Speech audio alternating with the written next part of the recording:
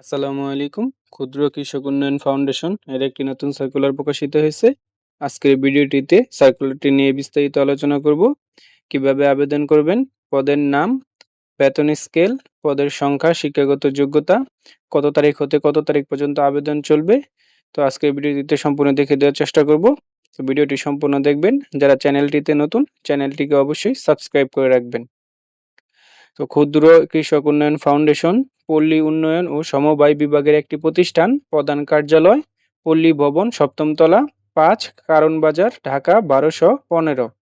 তো সার্কুলারটি আপনার www.sfdf.gov.bd এই ওয়েবসাইটে পেয়ে যাবেন। তো সার্কুলারটি প্রকাশিত হয়েছে ১০/৬/২০২৬ খ্রিস্টাব্দ।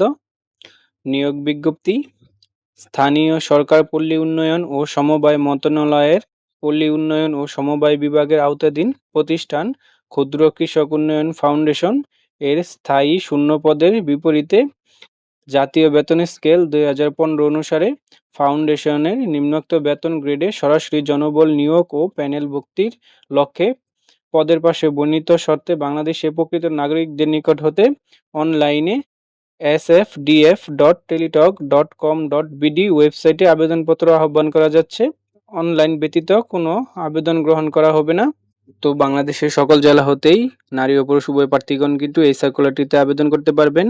তো এখানে পদের নাম ও বেতন গ্রেড: ১, উপজেলা ব্যবস্থাপক, বেতন গ্রেড ১০, ১৬,০০০ হতে ৩৮,৬৪০ টাকা। পদের সংখ্যা ১০টি। শিক্ষাগত যোগ্যতা ও অভিজ্ঞতা ও বয়সসীমা: কোনো স্বীকৃত বিশ্ববিদ্যালয় হতে যে কোনো বিষয়ে দ্বিতীয় শ্রেণীর স্নাতক বা সমমান ডিগ্রি থাকতে হবে। সরকারি বেসরকারি সংস্থার দারিদ্র্য বিমোচন ক্ষুদ্র ঋণ কার্যক্রম বাস্তবায়ন অভিজ্ঞতা সম্পন্ন প্রার্থীদের অগ্রাধিকার প্রদান করা হবে এবং কম্পিউটার পরিচালনায় অভিজ্ঞতা থাকতে হবে। সংশ্লিষ্ট ক্ষেত্রে অভিজ্ঞতা সহ স্নাতক বা সমমান ডিগ্রিধারী ৩ বছরের অভিজ্ঞতা ও কম্পিউটার জ্ঞানসম্পন্ন বিভাগীয় প্রার্থীগণ আবেদন করতে পারবেন। তো আবেদনের ক্ষেত্রে সর্বোচ্চ বয়সসীমা ৩৫ বছর, তবে বিভাগীয় প্রার্থীদের ক্ষেত্রে সর্বোচ্চ বয়সসীমা ৩৯ বছর পর্যন্ত। তো ২, মাঠ কর্মকর্তা, বেতন গ্রেড ১৪, ১০,২০০ টাকা হতে ২৪,৬৮০ টাকা। তো পদের সংখ্যা ২৫টি। তো শিক্ষাগত যোগ্যতা উচ্চ মাধ্যমিক বা সমমান ডিগ্রি থাকতে হবে।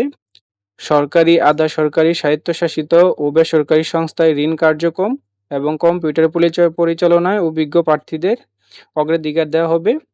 সর্বোচ্চ বয়সসীমা ৩৫ বছর, তবে বিভাগীয় প্রার্থীদের ক্ষেত্রে সর্বোচ্চ বয়সসীমা ৩৯ বছর। ৩, অফিস সহকারী কাম ডাটা এন্ট্রি অপারেটর, বেতন গ্রেড ১৪, ১০,২০০ টাকা হতে ২৪,৬৮০ টাকা। তো এখানে পদ সংখ্যা ৬০টি। শিক্ষাগত যোগ্যতা উচ্চ মাধ্যমিক বা সমমান পরীক্ষায় পাস, তবে বিজ্ঞান বিভাগে উত্তীর্ণ প্রার্থীদের অগ্রাধিকার দেওয়া হবে।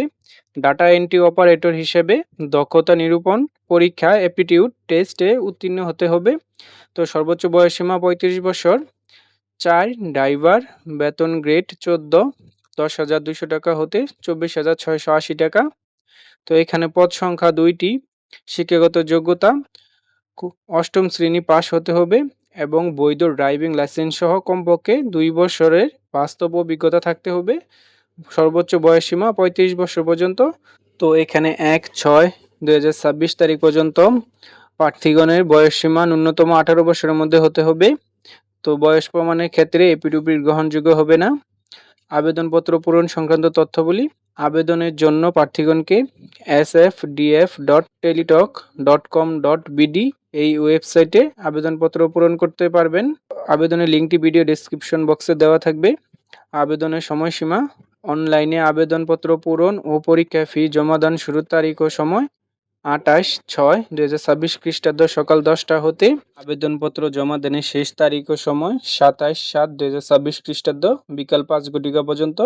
তো এই সময়ের ভিতরে আবেদনপত্রটি পূরণ করতে হবে।